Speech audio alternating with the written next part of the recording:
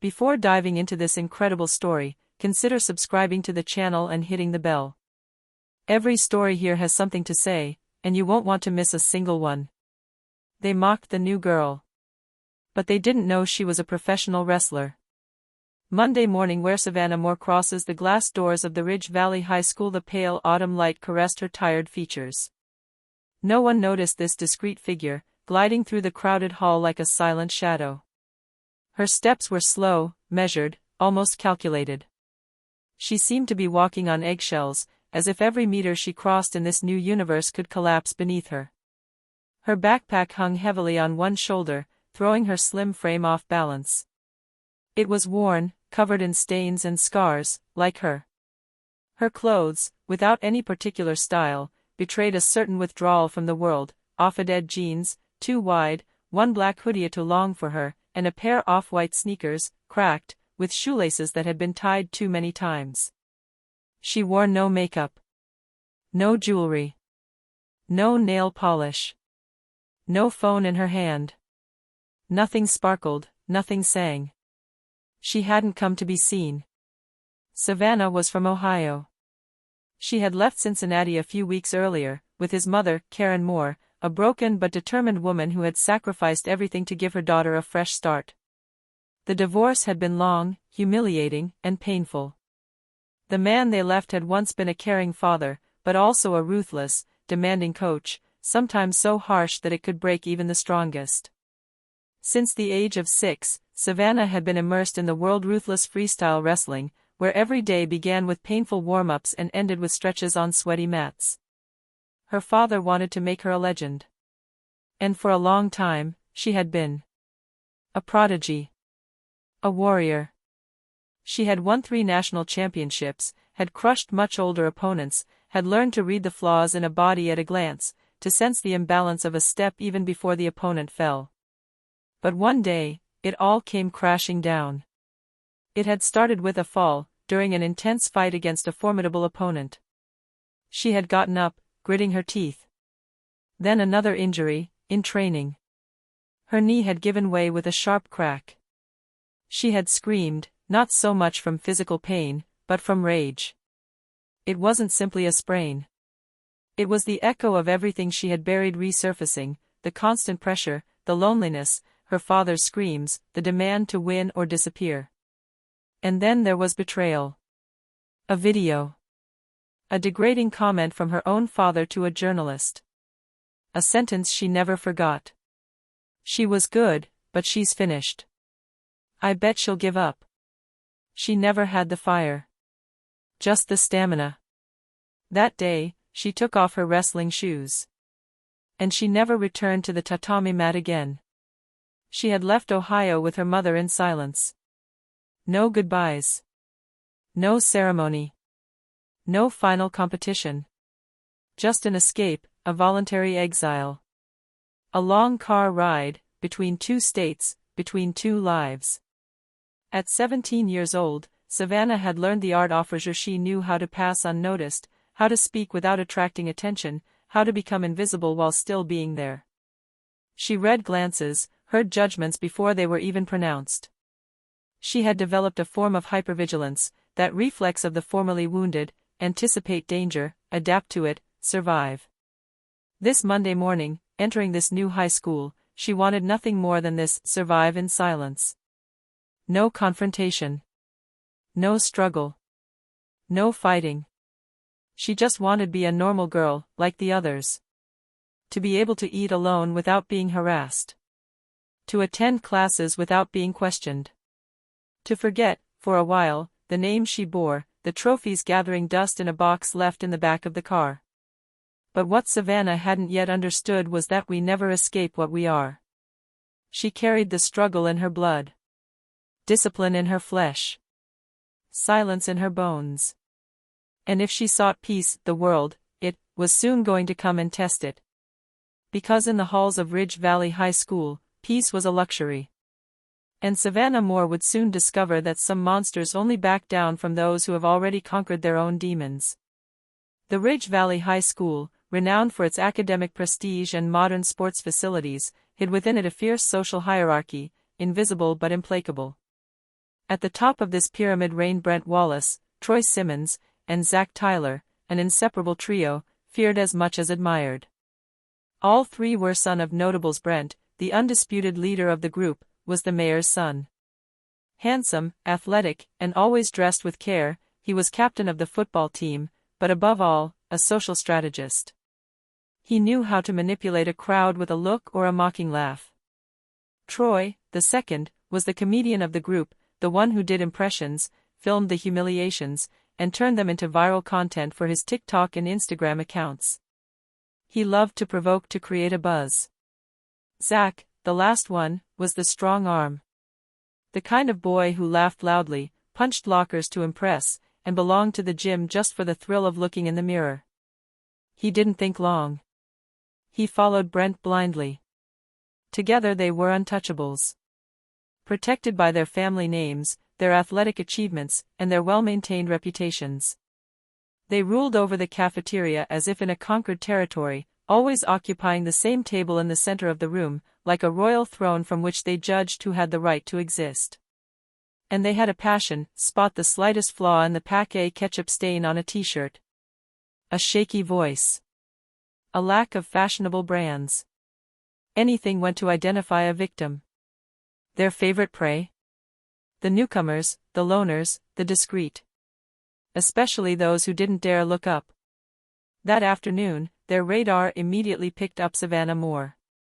Sitting in a corner of the cafeteria, she slowly nibbled a homemade sandwich wrapped in aluminum foil. She had no tray, no drink, and no dessert.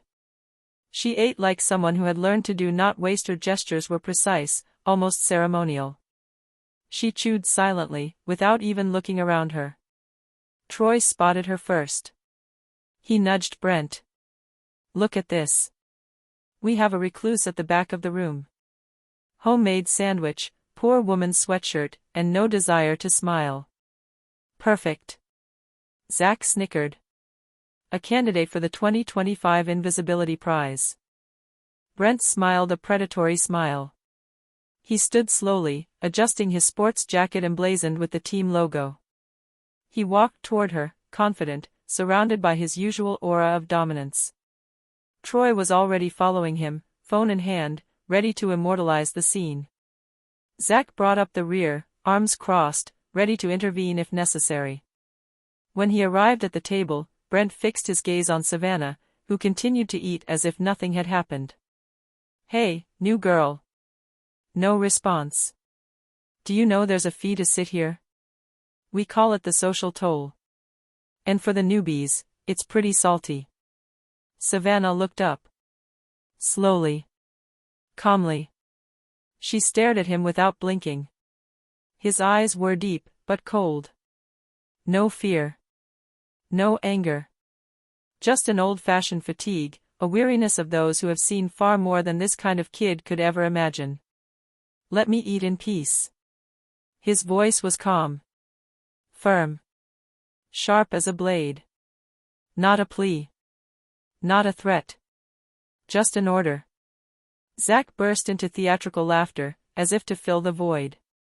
"She's got a good answer. Did you hear that, Brent?" She said no. Troy was already filming, whispering. #Insolence, episode 37. But Brent didn't like being stood up to.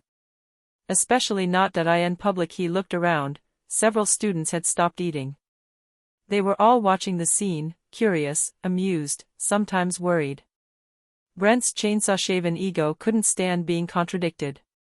So he placed his hands on Savannah's sandwich, slowly crushed it against the table, then grabbed the cup of water she had and emptied it over her meal, all with a theatrical smile. "Oops. My fingers slipped." Nervous laughter erupted. Some students looked down. Others surreptitiously filmed. Troy continued filming, captivated by the spectacle. But Savannah didn't move. She slowly placed her hands on the table, calmly dried herself with a napkin, then stood up with calculated slowness. She was now standing in front of Brent. Less than a meter separated them. And for the first time, Brent's smile flickered slightly. She looked him straight in the eyes. I'll give you one last chance to back out. An electric silence filled the room. Even Troy stopped filming for a moment, surprised by the rising tension. Brent, trying to keep his composure, raised his eyebrows in contempt. What? Are you going to hit me? You don't even weigh 60 kilos. Zach burst out laughing. Troy started filming again. A shudder ran through the entire room. Savannah sighed. A quiet, almost imperceptible breath. As if she had been waiting for this moment. It was no longer the news. She was no longer a girl. It was a dormant tornado. And the moment she moved, everything changed. What the fuck fast? Dazzling. The kind of moment when time expands. When silence becomes heavy, almost palpable. A fraction of a second, barely the beat of a heart, and yet, it was enough. Savannah didn't hesitate. Her body remembered even before her mind commanded. Years of training reactivated in a flash. She pivoted on her right foot, caught the Brent's left wrist with a precise gesture, as if she could see her joints transparently. Her shoulder pressed against the boy's chest, her pelvis rotated, her hips aligned in perfect fluidity. Then she pulled him into a sharp, clean fall, a shoulder lock perfectly executed. Brent's body, lifted and off balance, flew briefly before crashing violently to the ground. Clack. The sound of his back hitting the tile floor made the entire cafeteria jump. Brent screamed. A cry of pain mixed with humiliation. He writhed on the ground, unable to comprehend what had just happened. His hands clutched his sides. His eyes were wide open, staring at the ceiling, as if he had just woken from a nightmare, but the nightmare wasn't over. Zach jumps, his face red with anger. You hurt him, you crazy bitch. He lunged toward Savannah, arms outstretched, ready to subdue her from behind. But she felt his approach before he touched her with a sharp, low sidestep. She dodged the contact. A quick pivot, left leg forward, right hand gripping Zach's belt. With a controlled breath, she lifted the colossus like a bag of plaster, and sent it crashing into a table, with a deafening noise of twisted metal and muffled screams. Zach grunted as he fell heavily. His head hit the bench. His breath caught. He tried to get up, but fell back again, his eyes unfocused and shocked. He was no longer an executioner. He was an inert mass, a warning. Troy, he did not move. He stood frozen a few steps away, his shaking phone in his hands. He had filmed everything. The crash of the fall. Zach's flight. The screams. The horrified murmurs from the room. His finger was still shaking on the screen. Hey, calm down, we were just joking. His voice had lost all confidence. He was no longer laughing. I implored. Savannah approached. Slowly. Each step echoed in the cafeteria, which had become as silent as a cathedral. She stopped right in front of him, staring into his wide eyes. Not a word too much. Not an aggressive move. Just that quiet strength, this implacable, almost supernatural calm. Then laugh somewhere else. His voice was colder than snow, sharper than silence. An injunction. A sentence. Troy, petrified, took a clumsy step back. His heel caught on a chair. He lost his balance and collapsed heavily on the floor, his legs tangled, his phone sliding under a table. Not a sound.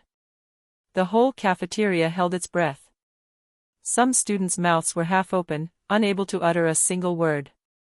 Others, frozen, held their forks in suspense. A few phones discreetly filmed the scene, but no one dared to speak. It was as if time had frozen around her. The silent girl. The invisible girl. Had just overthrown the 3 pillars of social power in less than 60 seconds. Savannah stood there. One breath. Then another. Her heart was pounding, but she had it under control. Not a shiver on her face. Not a hair out of place. She bent down slowly, picked up her bag, and took one last look at the three boys on the ground, each in a different position, but all dethroned. Then she turned on her heel and walked out of the cafeteria, in front of an entire school. Not a word. Not a cry. Only a heavy silence, charged with a new legend being born. That evening, the video was already online. Someone had filmed her from the sidelines, though it was unclear who exactly. The sharp movements, the muffled screams, Brent's spectacular fall, Zach's sudden fall, Troy's frightened recoil, it was all there. The scene had only lasted a minute, but it captured the essence: a single, calm, methodical teenager facing three arrogant boys and knocking them to the ground like puppets. On TikTok, Instagram, and Twitter, the video exploded. Millions of views in just a few hours. Shares were repeated over and over again. Edits with dramatic music, slow motion, and zooms in on Savannah's implacable gaze. Internet users were enraged. The hashtag Savannah the wrestler climbed into the trends like wildfire.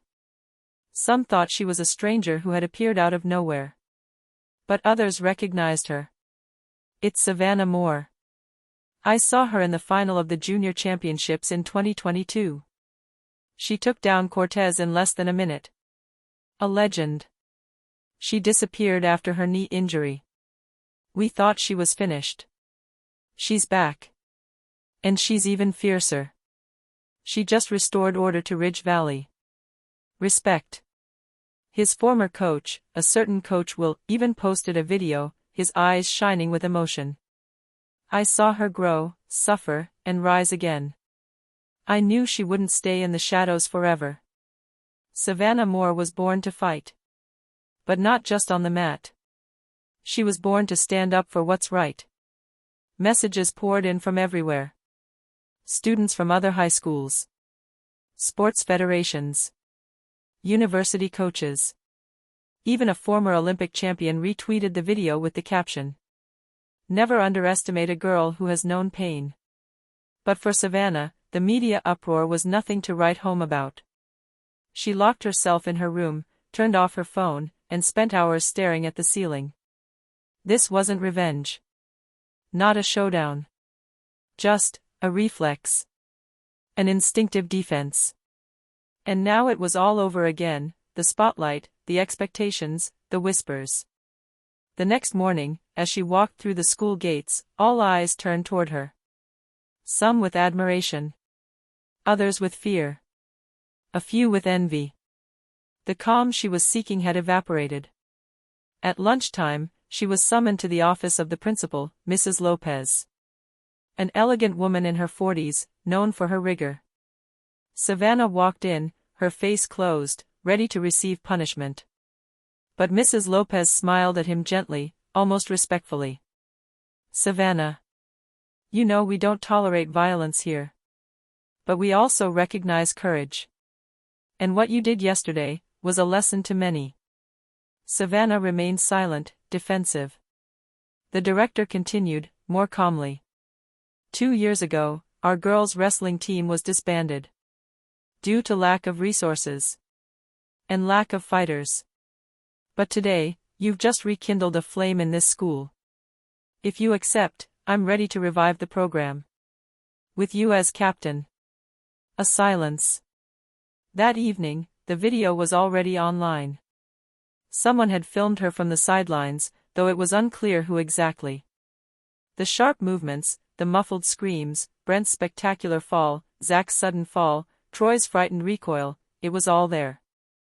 The scene had only lasted a minute, but it captured the essence: a single, calm, methodical teenager facing three arrogant boys and knocking them to the ground like puppets. On TikTok, Instagram, and Twitter, the video exploded. Millions of views in just a few hours. Shares were repeated over and over again. Edits with dramatic music, slow motion, and zooms in on Savannah's implacable gaze. Internet users were enraged. The hashtag Savannah the wrestler climbed into the trends like wildfire. Some thought she was a stranger who had appeared out of nowhere. But others recognized her. It's Savannah Moore. I saw her in the final of the Junior Championships in 2022. She took down Cortez in less than a minute. A legend. She disappeared after her knee injury. We thought she was finished. She's back. And she's even fiercer. She just restored order to Ridge Valley. Respect. His former coach, a certain Coach Will, even posted a video, his eyes shining with emotion. I saw her grow, suffer, and rise again. I knew she wouldn't stay in the shadows forever. Savannah Moore was born to fight. But not just on the mat. She was born to stand up for what's right. Messages poured in from everywhere. Students from other high schools. Sports federations. University coaches. Even a former Olympic champion retweeted the video with the caption, "Never underestimate a girl who has known pain." But for Savannah, the media uproar was nothing to write home about. She locked herself in her room, turned off her phone, and spent hours staring at the ceiling. This wasn't revenge. Not a showdown. Just a reflex. An instinctive defense. And now it was all over again, the spotlight, the expectations, the whispers. The next morning, as she walked through the school gates, all eyes turned toward her. Some with admiration. Others with fear. A few with envy. The calm she was seeking had evaporated. At lunchtime, she was summoned to the office of the principal, Mrs. Lopez. An elegant woman in her 40s, known for her rigor. Savannah walked in, her face closed, ready to receive punishment. But Mrs. Lopez smiled at him gently, almost respectfully. "Savannah. You know we don't tolerate violence here. But we also recognize courage. And what you did yesterday was a lesson to many."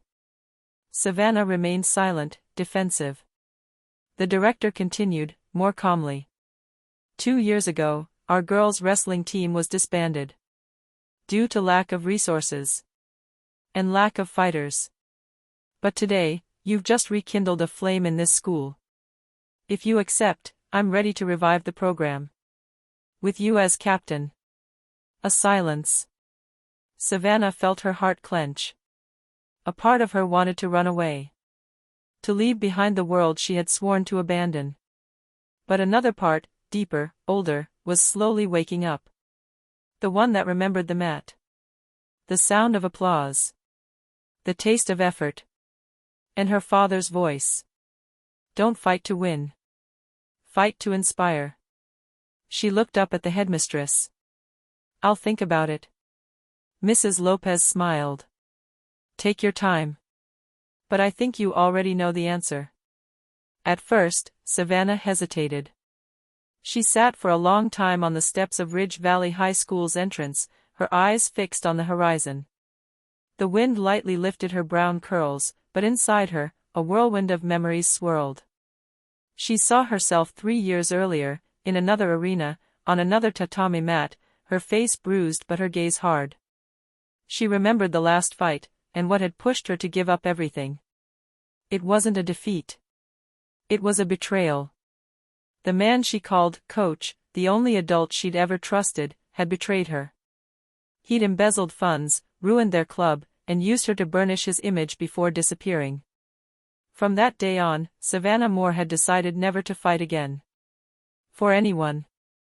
For anything. But something had changed that week. The cafeteria incident, the humiliation, the stunned faces, the messages of support, and that glimmer she'd seen in the other girl's eyes. Admiration, yes. But also a silent plea. Hope. The turning point came one Tuesday morning. In the hallway, as she was emptying her locker, a timid voice called out to her.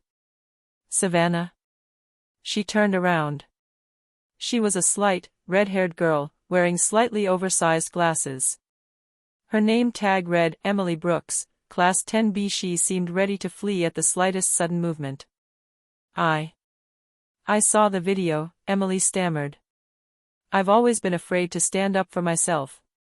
But, if you're making a team, I want to be on it.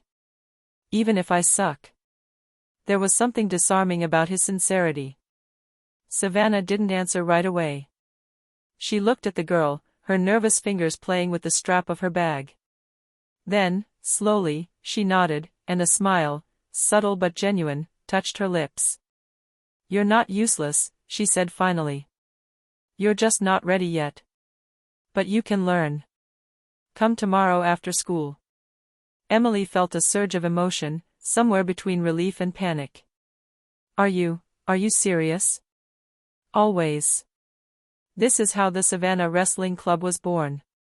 At first, there were just the two of them, training in the old, abandoned gymnasium, surrounded by worn mats, dusty ropes, and silence. Savannah taught basic holds, controlled falls, and guard positions. She didn't speak much, but every word she spoke resonated like a life lesson. Within a week, 3 other girls joined them: Lena Rodriguez, a lively girl with a difficult past; Kayla Johnson, a former cheerleader harassed after reporting an influential student; and Maya Thompson, a martial arts enthusiast frustrated at never having found her place. Then there were 8. Then 12. Savannah discovered that she had changed. She was no longer just a fighter. She had become a pillar. A guide. Every girl who walked through the club's doors came with a story, a hurt, a fear. And under her tutelage, they grew stronger. Not just physically, but internally. On Friday nights, they sometimes stayed after practice, sitting in a circle, sharing stories, laughter, and sometimes tears.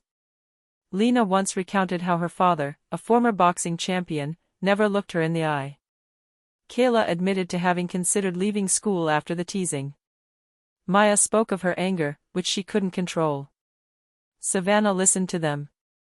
Then she showed them how to get back up. How to breathe. How to transform rage into power. Fear into strategy. Humiliation into discipline. One day, Emily, shy Emily, won her very first match against a much more experienced student at an interscholastic meet. She burst into tears in Savannah's arms. "You saved me," she whispered. Savannah didn't answer. But as she hugged her tightly, she knew she had saved herself too. The April sun bathed the Ridge Valley High School campus in a soft, golden light, like a promise of renewal. That day, in the large gymnasium decorated with colorful banners and school flags, an electric atmosphere reigned. The final of the Regional Women's Wrestling Championship was going to be played, and for the first time in years, the Ridge Valley High School team wasn't just a team. It was a family. The match against the rival Maplewood School had been intense. Every hold, every fall, every second had been fought with pent-up rage and a deep desire to win. Savannah, now the team's coach and moral captain, no longer stepped onto the mat.